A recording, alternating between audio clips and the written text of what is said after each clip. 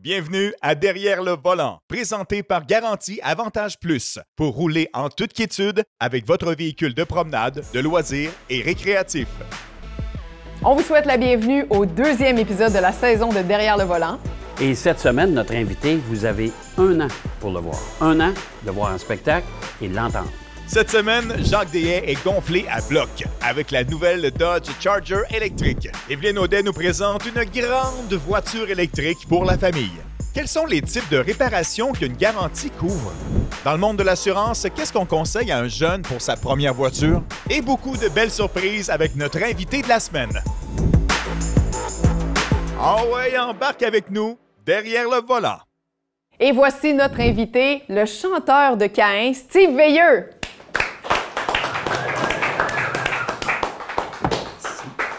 Allô, Salut! J'ai-tu bien fait de dire qu'ils ont 1 an pour te voir? Oui, en fait, pour nous voir, ça va être la dernière vous année. voir. Oui, Ouais, avec, c'est avec ça. tout le groupe. Je ne serai pas tout seul, avec Caïn.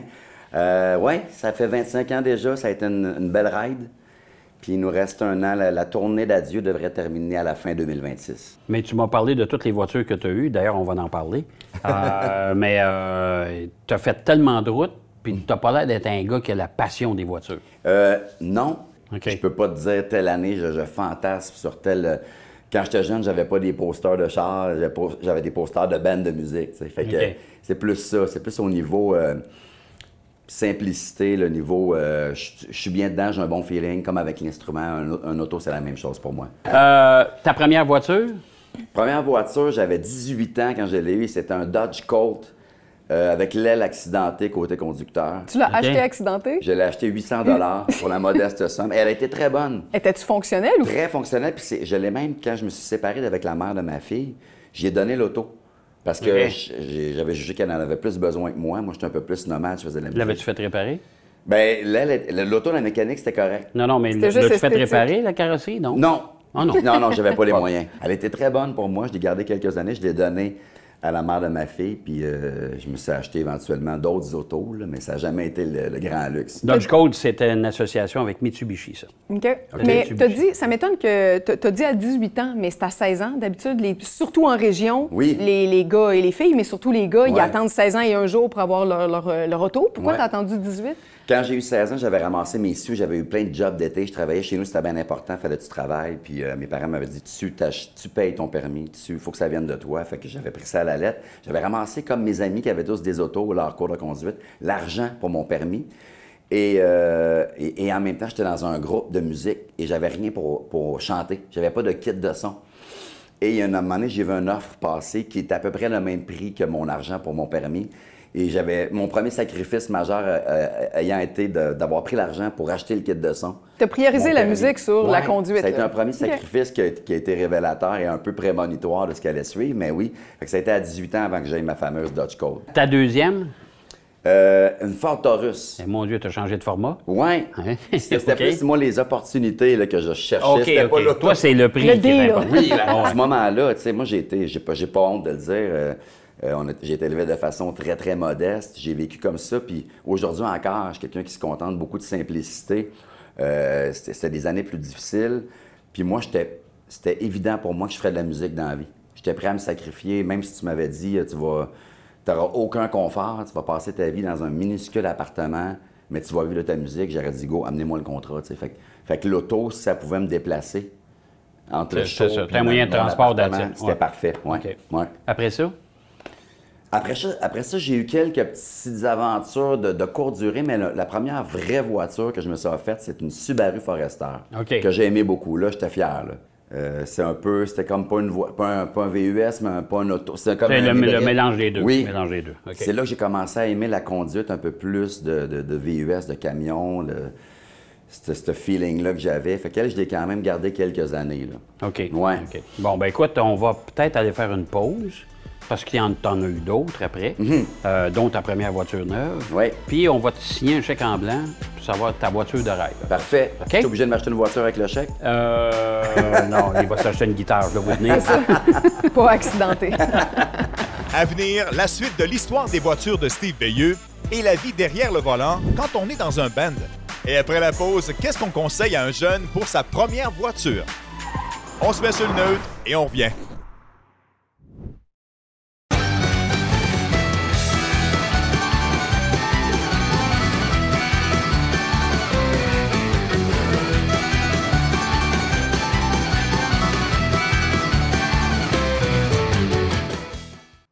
Sylvain, je te parle de mon neveu, OK? Il habite encore chez papa-maman. Il a travaillé beaucoup dans les dernières années. Première voiture, il rêve d'une voiture sport, peut-être d'autres choses aussi. Tu lui conseilles quoi dans le monde de l'assurance? Bien, première étape, là, ça serait de faire une soumission d'assurance auto avant d'acheter l'auto.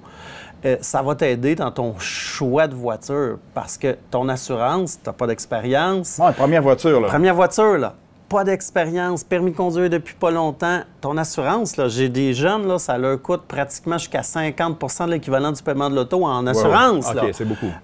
Puis d'un modèle à l'autre, il peut y avoir une grosse différence de coût d'assurance. Et là, il faut que tu penses aussi à tes autres projets.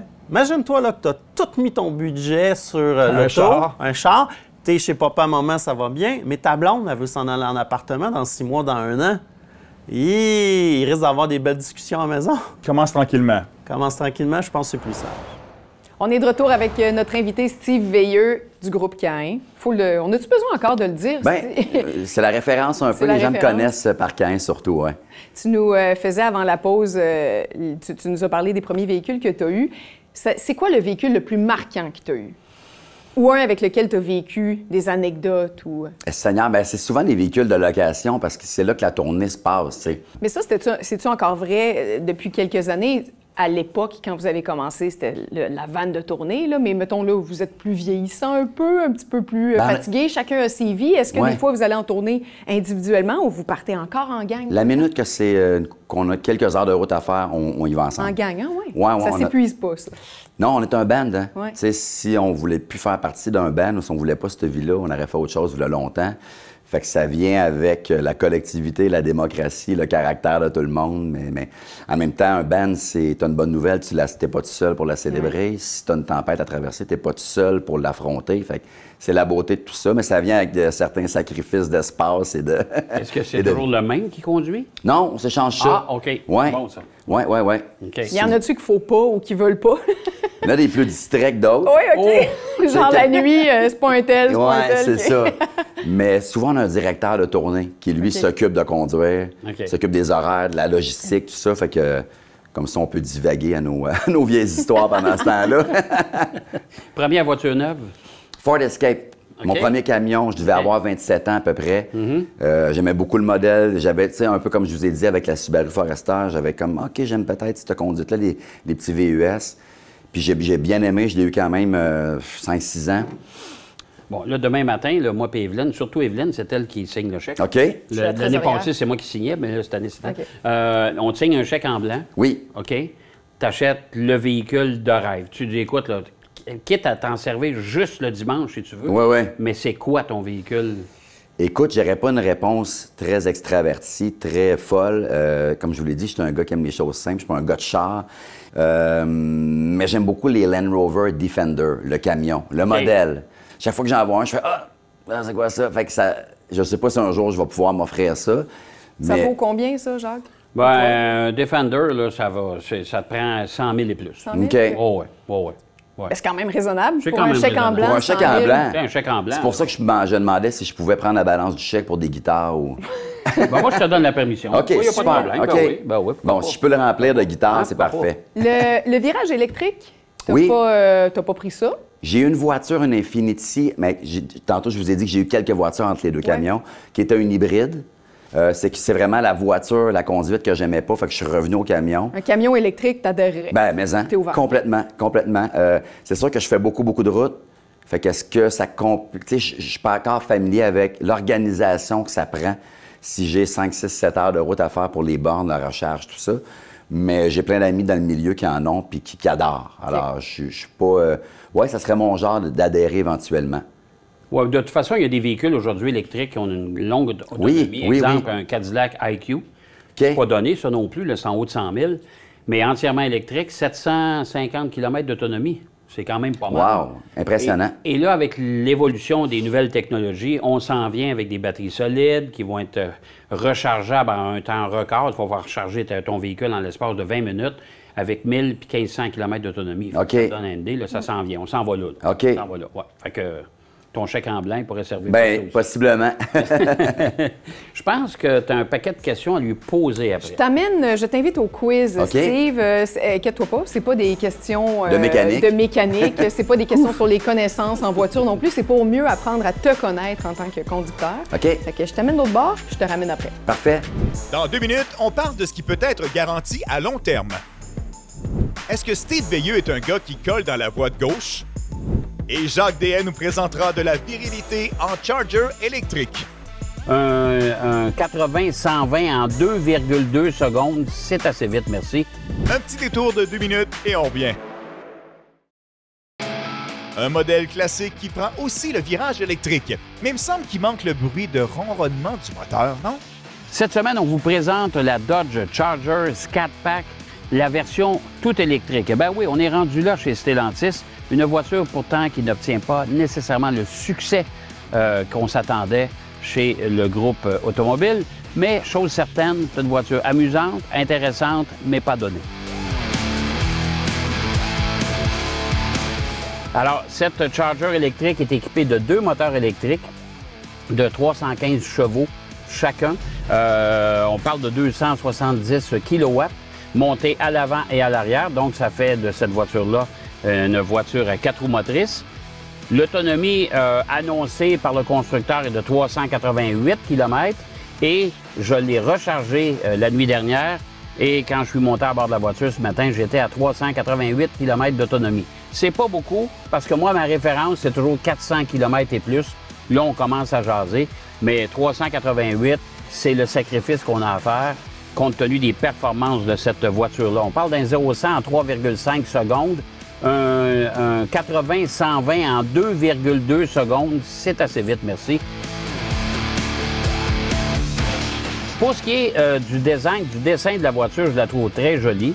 L'intérieur, l'aménagement intérieur est aussi très réussi. Moi, j'aime ça. Avec les intérieurs de portières ici qui sont encavés. Un écran pleine grandeur, pleine largeur ici au centre pour tout ce qui est multimédia, les ajustements dans le véhicule. La grande particularité de cette voiture-là, c'est quand même les ajustements ici pour le mode de conduite. Ça, là, je trouve ça vraiment amusant. Et quand vous le modifiez, ça change le son et on peut même reproduire le son du moteur V8. En conclusion, la Dodge Charger, la version Scat Pack, c'est une voiture amusante, une voiture intéressante. J'ai aimé la conduire. C'est hyper performant, honnêtement, lorsqu'on le met surtout en mode de track. C'est une voiture qui en donne beaucoup si vous êtes amateur de vitesse et d'accélération. Mais c'est une voiture qui n'est pas donnée, c'est dispendieux. Écoutez, quand vous aurez payé les taxes puis apposé votre signature dans le bas du contrat, ça dépasse de 100 000 $. Ça fait beaucoup d'argent pour une voiture à usage quand même restreint. C'est pas une voiture à vocation familiale, c'est un coupé 2 portes. La voiture est lourde, la voiture est quand même elle a un gabarit imposant. Mais chose certaine, c'est qu'au moins, chez Stellantis, on a eu l'intelligence, en tout cas, il y a quelqu'un qui a pensé à ça et je trouve ça génial, c'est de reproduire le son du V8 émis dans une voiture électrique. Ça, franchement, j'ai été vraiment impressionné. Bon, là, j'ai ma garantie, par exemple. Puis, bon, je veux savoir qu'est-ce que ça couvre, parce que il y a beaucoup de pièces, il y a beaucoup de choix dans une voiture, là. Qu'est-ce que je veux garantir? C'est quoi que ça couvre comme garantie? Oui, là, il y a différents plans que tu peux avoir. Des plans. Oui, tu as différents plans qu'il faut en discuter lors de ton achat de véhicule. Donc, il peut y avoir une garantie de base. La garantie de base, souvent, on parle de tout ce qui baigne dans l'huile. Si on connaît ça, c'est dans le moteur. C'est le moteur, tout ce qui est juteux dans l'huile. Oui, là, là, on parle de ta garantie de base, c'est tes gros morceaux. OK. Mais là, si tu as une voiture plus luxueuse, peut-être tu vas avoir une plus complète. OK. Donc, tu veux aller couvrir tes modules électriques, OK. tes modules électroniques. OK. Donc là, tu veux te rassurer d'avoir plus de couverture pour différents bris. Donc là, tu as un plan plus généreux. Est-ce que c'est pour tous les types de véhicules? C'est pour tous les types de véhicules parce qu'on peut aller dans une moto, dans un VR, dans une motocyclette, puis même sur ton bateau. Un bateau. Tu peux garantir de façon prolongée ton bateau. Même ton bateau. Merci. Salut.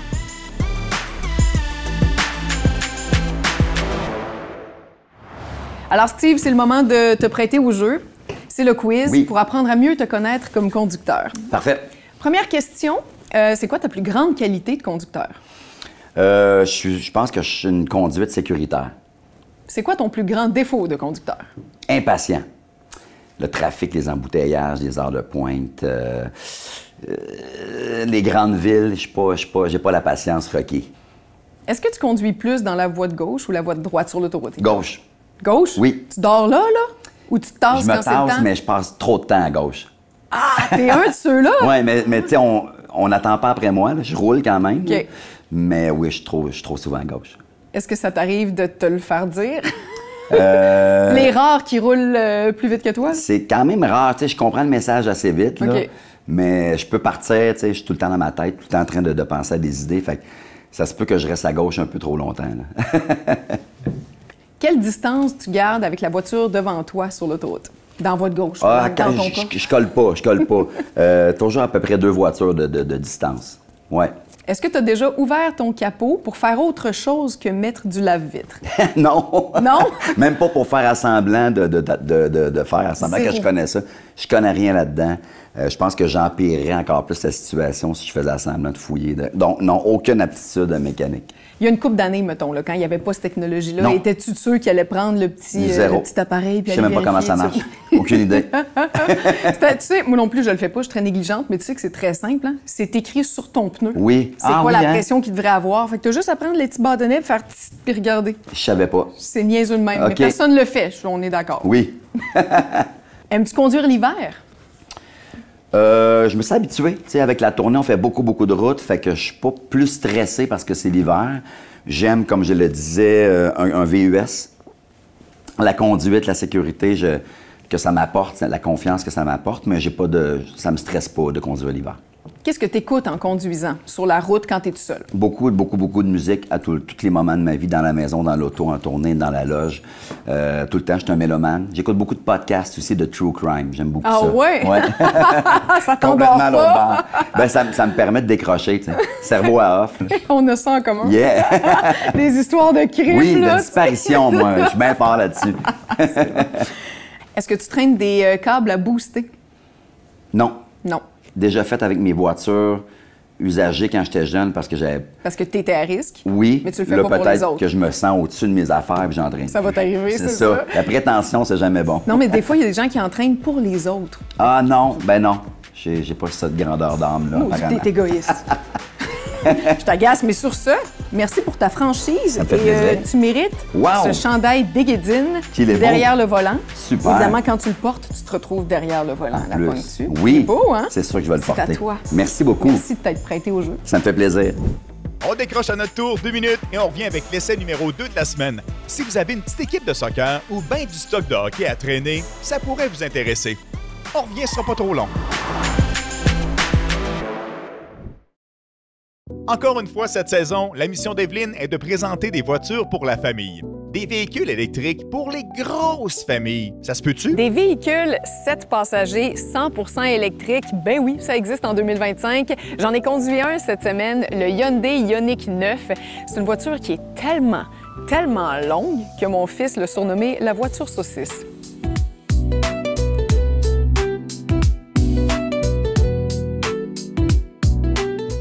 Moi, d'emblée, une voiture qui est aussi grosse et qui est 100% électrique, ça me charme. Mais regardez l'espace qu'il y a là-dedans. Alors, voiture 7 passagers, si on choisit une banquette à la 2e rangée. Mais là, nous, ici, on a des sièges capitaines, donc c'est la version 6 passagers. Mais honnêtement, je préfère ça parce que ça libère de l'espace et on peut circuler dans le véhicule comme si on était dans un autobus. Et l'autre chose, vous vous en doutez bien, installer les sièges d'enfants dans une voiture aussi spacieuse, ça se fait en un tourne-main, preuve à l'appui.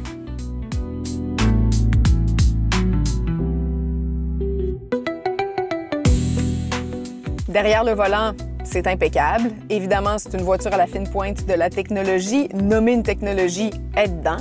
Mais surtout, j'aime tellement ce modèle hybride d'écran tactile et de petits boutons ici en bas. Donc, pour toutes les options, on a ça dans l'écran tactile, à bout de doigt. Mais pour tout ce qui est de base, comme le chauffage du véhicule, on a ça juste en dessous. La batterie, c'est une 110 kWh, donc ça nous donne une autonomie de plus de 500 km. Aussi, on a une technologie de recharge rapide, donc on peut passer de 10 à 80 % en 24 minutes seulement.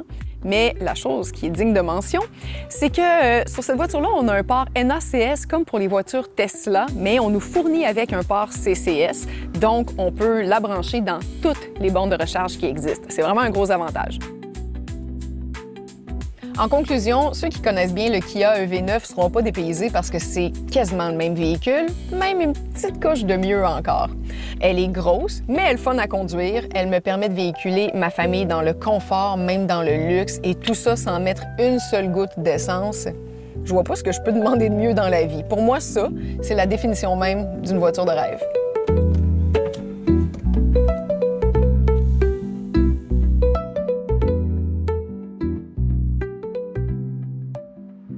Bon, là, on te connaît comme conducteur, on sait quel genre d'habitude que tu as. On n'aura pas besoin de dire aux gens « méfiez-vous si vous le voyez ». Ça, c'est une bonne nouvelle. Maintenant, Caïn, il reste 1 an.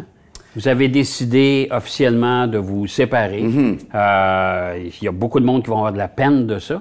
Alors, c'est quoi, là? Qu'est-ce qui s'en vient dans les prochaines semaines, là? Les gens vont pouvoir te voir où?